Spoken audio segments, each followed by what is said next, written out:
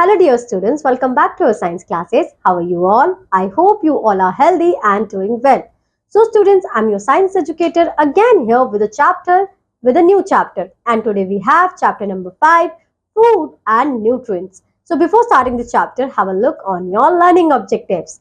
First, First, we have to read about the food, then source and functions of different nutrients, carbohydrates, proteins, fats, vitamins, minerals, water, roughage, balanced diet, and milk is a complete food. So all of you, are you ready? Because food is a very interesting topic. So so let's move into this chapter. Now, food. Our food it's like a wonderful machine. Okay. Our body is like a wonderful machine. It works hard to grow bigger and stronger. It repairs itself, it changes itself from a child to an adult. It has all the system needed to keep it working, to look after the amazing body machines we need to keep it supplied with right kind of fuel, food basically. Our body runs on the fuel it gets from what we eat. If it does not get the right kind of food, does not work very well. So what we understand here, that body is basically a kind of machine we have, and as a machine needs fuel to work properly, our body also needs food to work properly. But for this we need a food which is healthy for us. We cannot eat all the time junk food and then we can thought like this, okay fine, we are eating food now, so why our body it's not working properly? Because we need healthy food, because we need balanced food for proper functioning of our body. Next, healthy food it's helpful because it gives us adequate amount of energy. It gives us adequate energy to work. It builds bone and muscles, repairs and replace damaged parts, keep all the system working and keep us healthy. So what we understand here, with the help of right food, with the help of healthy food, we can get adequate energy to work. We can build our bones. Our body basically build our bones and muscles, repairs and replace damaged parts, keeps all the system working and keep us healthy. So it is really important that we give our body the right kind of food. If we are not providing a right kind of food to our body, so these all these function could not be properly happen. So the food we eat contains certain substance they are. Now the question is, ma'am, what is the right food for our body? Now the question is, what is the right food for our body? So here we have some features which should be present in our healthy food. The first, the food we eat contains certain substance. They are nutrients. So we have carbohydrates, proteins, fats, vitamins and minerals. If these nutrients are present in our food, then we can say, okay, fine, it is a right kind of food. Next, roughage. The fiber in our food, it helps in throwing out semi-solid waste from the body. So here we have a good amount of roughage inside our body, so it to manage our digestive process properly, and we get semi-solid outside our body properly. Next, water. It helps in making the food soluble, digestible, and absorbable. It has many other uses for the body. So what we understand here, that water also plays in a very important role in our body, because our body it's made from 75% of the water. So with the help of water we can soluble our food, we can digest our food, and it is absorbable, means we can absorb nutrients as well. Next, sources and functions of different nutrients. So now we understood about the nutrients. Nutrients are basically carbohydrates, proteins, fat. But what are the function of these nutrients? So let's have a look on it. Carbohydrates. There are two types of carbohydrates you have. The first, sugar, and the second one is starch. Okay. Now, carbohydrates help us. Now, what is the function of carbohydrate? Give energy to our body and produce glucose. So the main two function of carbohydrates we have, it gives energy to our body and produce glucose. With the help of glucose, basically the form of sugar into simpler form. Next, glucose gives us quick energy. Where do we get carbohydrates from? Okay, ma'am, we understood what is the function of carbohydrate, but where we can get this? Carbohydrates come from food like cereals, bread, and vegetables like corn, potatoes, sweet potatoes, and carrots. They give us long-lasting energy, and they have heaps of vitamins and minerals which our body needs. Honey, beetroot, and sugarcane Sugarcane contains sugar. So what we understand here, that carbohydrates, we can get carbohydrates from cereals, from sugarcane, from bread, and these are providing us long lasting energy. Okay, these are the examples we have, as you've seen in the pictures as well: honey, banana, milk, bread, cereals, etc. and etc. Next we have protein. Protein helps in building our muscles, organs and glands, repairing or replacing worn out parts so that our body can keep one working, healing wounds, making hemoglobin and antibodies. Hemoglobin carries oxygen in the blood which circulates in our body. Antibodies help to fight disease. So what we understand here, if you see in a gym person, so they always say that you have to take a good amount of protein, right? Because this protein will help us to form muscles inside body, to build muscles. For build up muscles we need a good amount of protein. Okay, next the wound part. For example, we have wounds in day-to-day life, big wounds, small wounds. So this wound get disappear itself with the help of protein by the within our body. So if we have a low amount of protein, so we cannot cover up with our wounds quickly. Next, protein also play a very important role in hemoglobin and antibodies as well. Now, ma'am, what is hemoglobin? So hemoglobin carries oxygen in the blood. So basically is a complement of the blood, and with the help of hemoglobin, oxygen have blood. With the help of hemoglobin, blood have oxygen. If we do not have hemoglobin, so our blood cannot have a good amount of oxygen. Next we have antibodies. Basically those organisms which fight against the disease causing microorganism, they are referred as the antibodies. Next we have, where do we get protein from? So cereals, dals, beans, soya beans, nuts are rich sources of plant proteins. Meat, chicken, fish, eggs, milk and other dairy products. All dairy products are a good source of your protein. Next are rich sources of animal proteins. Babies and young children need more protein than adults. So young babies, children basically need a good amount of protein, a more amount of protein as compared to adults. But adults also need good amount of protein. Next we have fats. As the name suggests, fat, it means some. Okay, so fat is the way we store energy in our body for later use. So basically fat is your storeroom where we store the energy for later, for future. So fats helps. What are the function we have for the fats? Well, fats help to keep our body warm in cold weather, protect our organs like cushion, acts as the body reservoirs to store of energy, keep skin and hair healthy, is in the absorption of some vitamins A, D, K. So what we understand here, that our body feel warmth with the help of fats. If we do not have a good amount of fat inside our body, so in winter season we feel more cold as compared to who have a good amount of fat. Next, some of the vitamins we have A, D, E, K, which is fat soluble. So those vitamins only absorb with the help of fats. Without fat, we cannot absorb these vitamins. Next, with the fat, basically fat provide a cushion-like structure, right? So with the help of this cushion-like structure, organs having the protectivity. Now acts as the reservoir.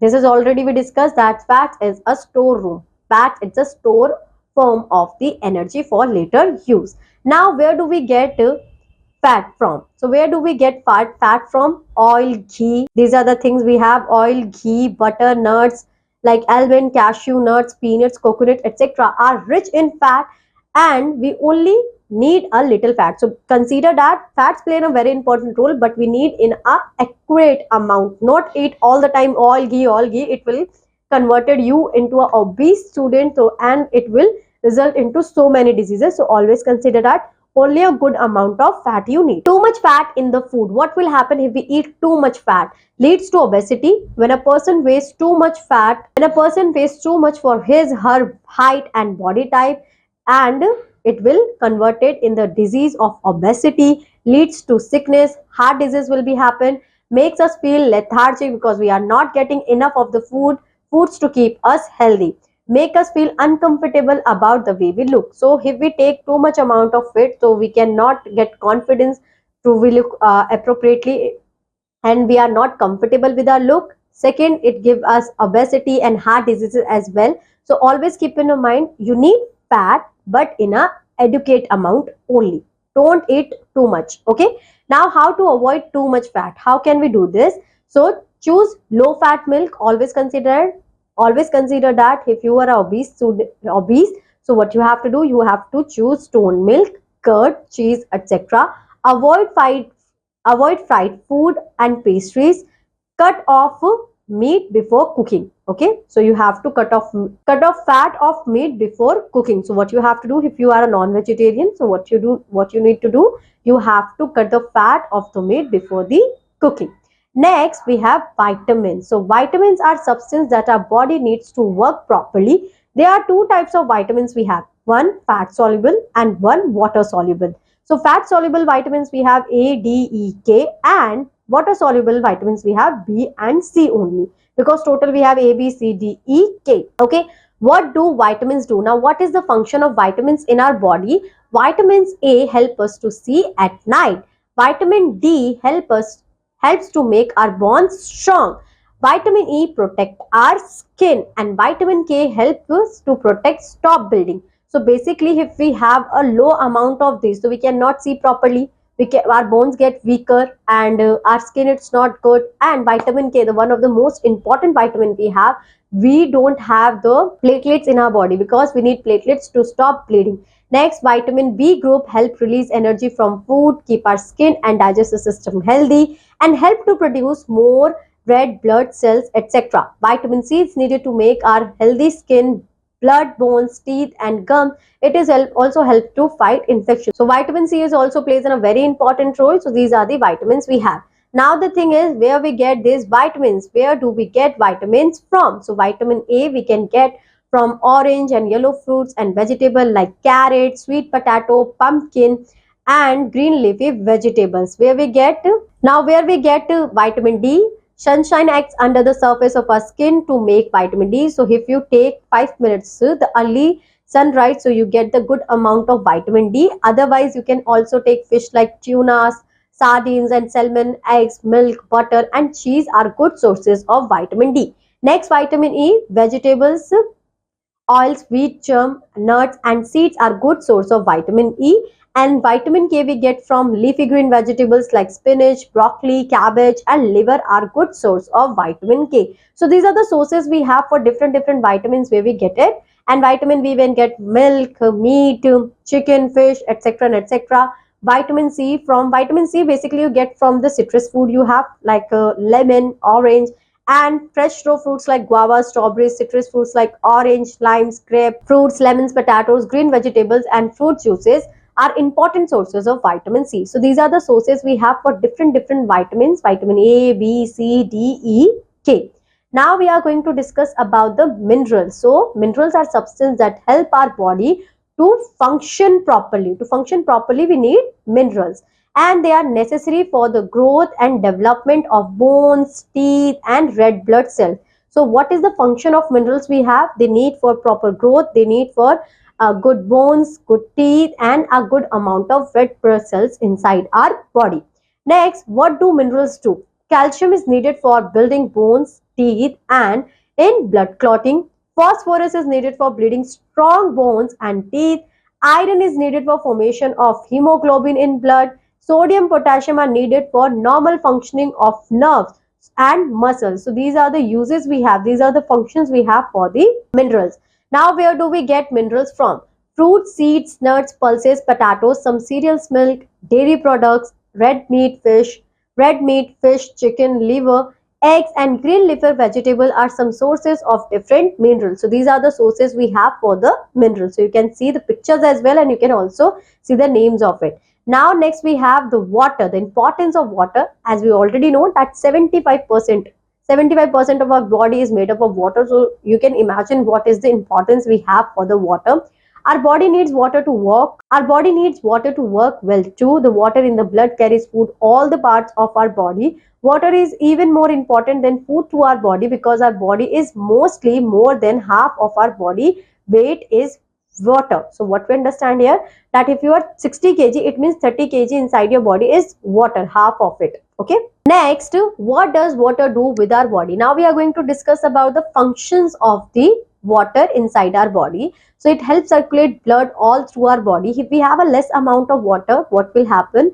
That our blood will have a thickness. Okay, so the liquidity of the blood will be get thicker, and the movement of blood it's not possible properly. Next, it is needed for digestion and absorption of food. So we need a good amount of water for the flow of our digestion process. It helps to repair and build our body. It helps in removing waste from the body in the form of urine and sweat. So the urine you get outside from your body, the sweat you have on your skin, this is the kind of your water which is get outside from your body.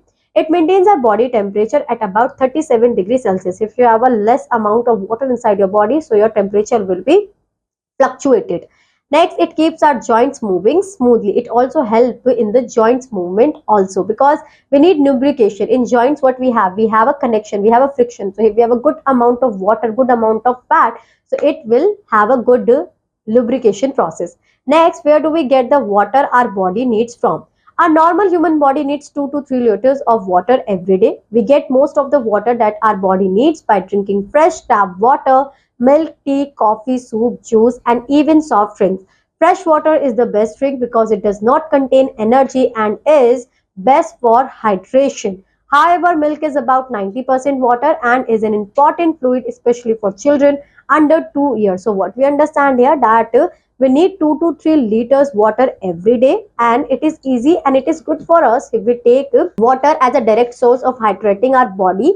And we also get the water from soup, coffee, tea, and milk we drink. And however, 90% of water and however, milk is about 90% water and is an important fluid, especially for children under 2 years old. So the children under 2 years old get the good amount of water with the help of milk only. Many food materials themselves contain some water. Fresh fruits and vegetables provide us with a lot of water. Most foods, even those that look hard and dry, contain water. The body can get 20% of its total water requirement from solid foods alone. Digestion in our body produces a small amount of water that can be used by the body.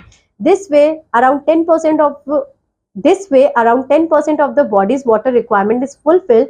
The remaining 70% or so, the water requirement of the body must be come from drinking water and other fluids like liquid. So what we understand here, that 2 to 3 liters you have to drink daily. Next, rest of the amount is taken by your tea, coffee, milk, etc. and etc. Next amount, in the process of digestion, our body also release some amount of water that is also used by us. Next, some amount of 20% amount we get water from our solid foods like fruits, vegetables, and the cereals we eat. So this is the process, and this way the 10% of the body water requirement we can complete by these all things, and rest of the 70% water requirement we have to complete by drinking water daily. Now, what next we have balanced diet. So what we understand by a balanced diet?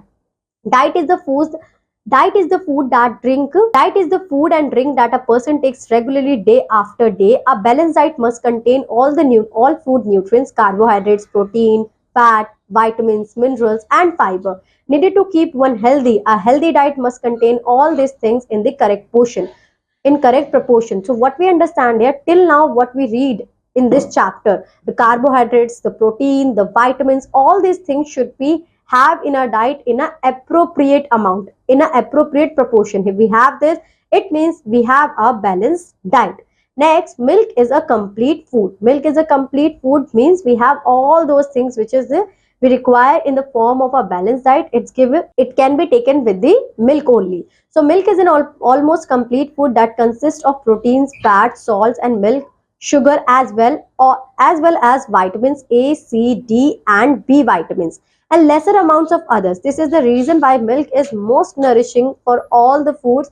It is the food of newborn babies, and children who drink milk grow faster than other children who eat the same kind of food but do not drink milk. The nutrients of milk work as a team to keep the body strong and healthy. So what we understand here, milk have all the nutrients we need, and we read in this chapter. We also see that milk is a complete food. That is why in the early age of the children, milk is one of the food which is given to the newborns. And if you drink, those children who drink milk daily, they grow faster as compared to those who do not drink milk. Next, we have roughage. Roughage is the fibrous material present in whole cereal, vegetable, and fruits. It consists mainly of indigestible plant carbohydrates, but these plant fibers are an important part of our diet. Being fibrous, roughage absorbs a lot of water and retains it, thus helping to keep the fecal matter soft and preventing constipation. The movement of undigested food through the digestive system becomes easier. The main source of roughage are plant products such as whole grains, pulses, nuts, seeds, peas, beans, potatoes, fresh fruits, and vegetables. So, what we understand here, roughage is basically equal to the undigested carbohydrates. This roughage could not be digested by our body, but we need roughage for the easy movement of fecal. With the help of this undigested carbohydrate absorb the good amount of water, and it will help us to get the semi-solid get outside of our body. And what are the sources we have for this roughage? We have whole grains, pulses, nuts, seed, peas, and etc. and etc. So always keep in your mind that with a good and healthy diet, okay, with a balanced diet, you also need a good amount of roughage in your diet as well for the comfortable digestion process. So students, this is the end of your chapter. I hope so you like this chapter and understood it very well. Now I'm going to meet you in your next class. Till that, bye bye. Have a good day.